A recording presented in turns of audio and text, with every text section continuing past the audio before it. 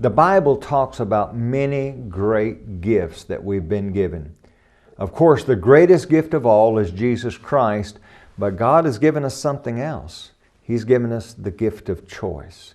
How in the world does that fit in with the story of redemption? Welcome to this, your daily 180 Bible study. Let me stop for just a moment and thank you for participating in these studies. And for those of you who share these with your friends, thank you very much for not only participating, but sharing them, hitting the share button on your on Facebook or sharing the YouTube link with others. We appreciate it very much. Well, when we think about choice, what a great gift choice is.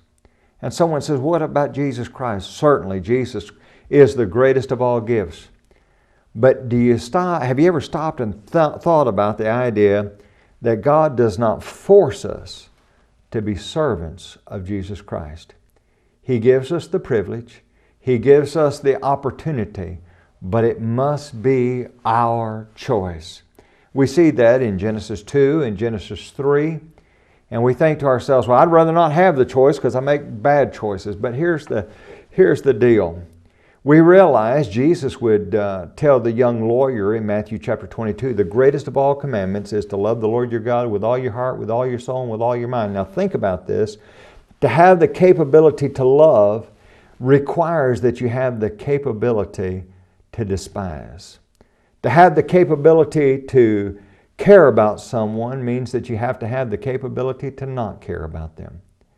And when we stop and we think about this, God wants us to love Him. He doesn't want a bunch of robots. He wants people who choose to truly love Him. When we think about this idea over in Joshua chapter 24 and verse number 15, Joshua calls upon the nation of Israel. He says, choose for yourselves this day whom you will serve. All of us has to make that choice.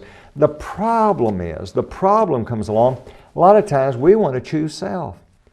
In the book of Judges, Judges chapter 21, verse number 25, listen to the state of affairs in the nation of Israel at that time. In those days there was no king in Israel. Everyone did what was right in his own eyes. Why did God allow that? Because God allows us to have choice, so hopefully we will choose to follow Him. Who do you choose to follow?